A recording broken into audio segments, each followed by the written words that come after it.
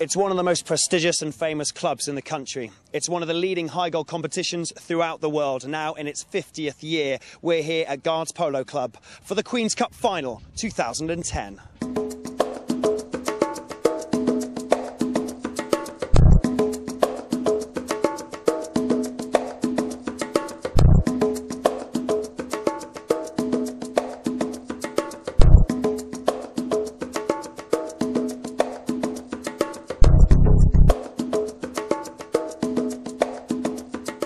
Well, joining me now is Colonel Paul Belcher, the chairman of Guards Polo Club. Colonel, thank you very much for talking to me. I'm going to move back so my shadow is not shining in your face. Guards Polo Club, you are the chairman. The Queen's Cup, always played here. How did you think today went? Oh, a wonderful day. We're very blessed. We have very fine grounds. We're very accessible to lots of people. We have the royal family who come every year, and we enjoy putting this match on, and it's really the first part of our season. And I must say I was very proud of today. I think it was a very close match. It excited the crowds, and the more we can interest people who come to this place, the better. Yeah, and it is a beautiful setting, isn't it? I mean, Guards is the Queen's ground. You know, there's no better place to play polo. A lot of people here playing, even Adolfo Cambiasso says he loves, there's 4 tournaments he loves.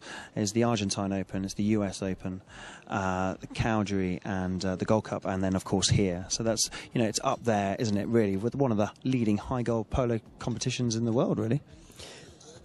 Well, modestly, I really do think it is. And I don't take the credit myself. And I will take this opportunity of mentioning my chief executive, Charlie Stysted, who's been here for 15 years. And he basically puts everything in place for a trouble-free day. And there is nobody who leaves here who hasn't had a thoroughly spoiling experience. And I'm very proud of him, and I'm very proud indeed to be chairman of this club. And with it goes the responsibility to make sure the royal family are well looked after. And no, it's good. And it's up to you whether polo is played here. The Queen's Cup is here, so obviously the Queen's Cup will be back next year for 2011, surely. I think it is very likely to be here next year, and it was very likely to be here last year. And keep coming. But I'm not completely blinkered to the fact that we have a total say on where the Queen's Cup is held. But it is the Queen's Cup. She does live just over the village. And it is the Queen's ground. And it is the Queen's ground. And it also has, although not in the title, it has the name Guards. And I'm a guardsman, and that is a bonus point. Of course. Colonel Paul Belcher, thank you so much for talking to us. It's a pleasure. Thank you.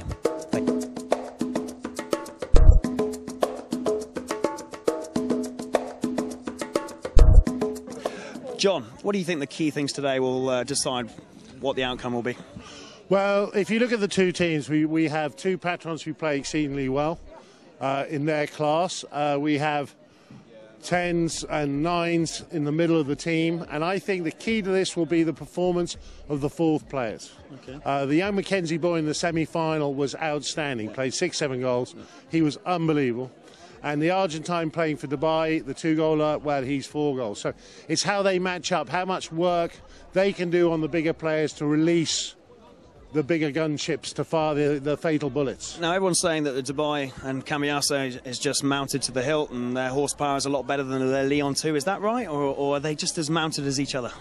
I don't think that actually will be the deciding factor. I've worked with Dubai for many years. They've had a bit of a lull in the horsepower, and this year they look actually back to their very, very best. I would agree with you on that. Adolfo Cambiasso, he'll wake up this morning, and if he wants to do it, he may well do it.